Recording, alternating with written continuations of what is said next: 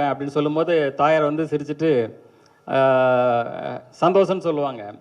ஆனால் என்னுடைய சூழ்நிலை வந்து என்னுடைய ஃபேமிலி பிஸ்னஸ், என்னுடைய தந்தையார் மேலே நான் மிகப்பெரிய பக்தியும் மிகப்பெரிய ஒரு மரியாதையும் உள்ளவன். ஸோ என்னுடைய தந்தையார் பிஸ்னஸை நான் அவங்க கூட எடுத்து அவங்க கூட ட்ராவல் பண்ணும்போது என்னுடைய முழுமையாக ஒப்படைச்சி என்னுடைய முழு உழைப்பையும் கொடுத்து, ஏன்னா ஃபஸ்ட்டு பார்த்தீங்கன்னா காலையில் முதல் ஆளாக நான் ஸ்டாஃப் வரதுக்கு முன்னாடி முதல் ஆளாக கடைக்கு போவேன். கடை வேலையை முடிச்சு லாஸ்ட்டாக தான் நான் வந்து கடைசி ஆளாக தான் நான் வந்து போவேன். ஆரம்பம் முதல் இன்று வரைக்கும் அதே தான். இந்த படப்பிடிப்பிலும் அதே போல் தான்.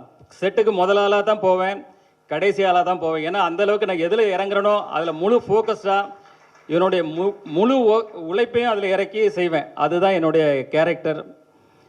அப்புறம் பார்த்திங்கன்னா இந்த படத்துடைய கண்டென்ட் வந்து இன்றைக்கி வந்து மக்கள் வந்து ஒரு பக்கம் கண்டென்ட் ஓரியன்ட் படம், ஒரு பக்கம் வந்து மாஸ் ஆக்ஷன்றாங்க.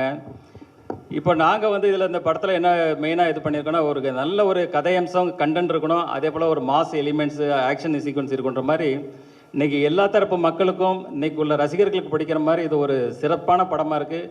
எங்கள் படக்குழுவும் சரி நானும் சரி இதை பார்த்துட்டு மிகப்பெரிய சந்தோஷமும் மிகப்பெரிய சாட்டிஸ்ஃபைடாக இருக்குது. அதே சந்தோஷமும் அதே சாட்டிஸ்ஃபைடும் உங்கள் எல்லாருக்கும் கிடைக்கும்னு நினைக்கிறேன். அப்புறம் சினிமா துறையை வந்து பார்த்திங்கன்னா இன்றைக்கி வந்து ஒரு தனிநபர் வெற்றி இல்லை, ஒரு படம் வெற்றி அடைகிறது ஒரு தனிநபர் வெற்றி இல்லை. அதாவது சினிமா தொழில் இன்றைக்கி வந்து பலாயிரம் தொழிலாளர் இருக்காங்க. இந்த பக்கம் தேட்டரில் பார்த்திங்கன்னா கிட்டத்தட்ட அதில் பலாயிரம் தொழிலாளர்கள் வேலை செய்கிறாங்க. ஸோ ஒவ்வொரு படமும் நான் வெற்றி அடையணும்னு நினைப்பேன். ஏன்னா இன்றைக்கி வந்து பலாயிரம் தொழிலாளர்கள் வந்து இப்போ சினிமா துறை கொஞ்சம் இறங்குமுகமாக இருக்குது. இன்றைக்கி பலாயிரம் தொழிலாளர்களுடைய வாழ்க்கையை வந்து கொஞ்சம் அவங்களுக்கும் வேலைவாய்ப்புகள் குறையுது, புதுசாக வர்றவங்களுக்கும் வேலைவாய்ப்பு ஒழுங்கான முறையில் கிடைக்க மாட்டேங்குது. அதனால தான் நான் எப்போவுமே நினைப்பேன் அதில் இருக்கிற எல்லா படங்களுமே வெற்றி அடையணும் அப்படின்னு நினைப்பேன். அதே போல் பத்திரிகையாளர்களை நீங்களும் இந்த சினிமா துறை வளர்கிறதுக்கு உங்களுடைய முழு சப்போர்ட்டையும், அது சினிமா துறை மறுபடியும் எழுச்சி பெறதுக்கு உங்கள் அனைவருடைய சப்போர்ட்டும் வேணும்னு கேட்டுக்கிறேன்.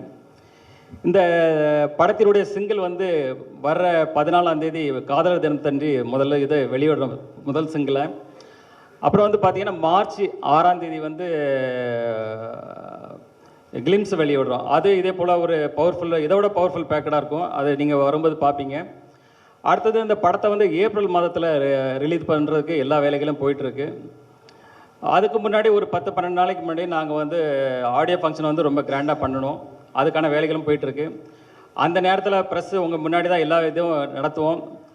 உங்கள் எல்லாருக்கும் இப்போவே உங்களுக்கு இன்விடேஷன் பண்ணிடுறேன். எல்லோரும் கலந்து கொண்டு இந்த விழாவை சிறப்பாக செய்யணும்னு இப்போவே வேண்டிக்க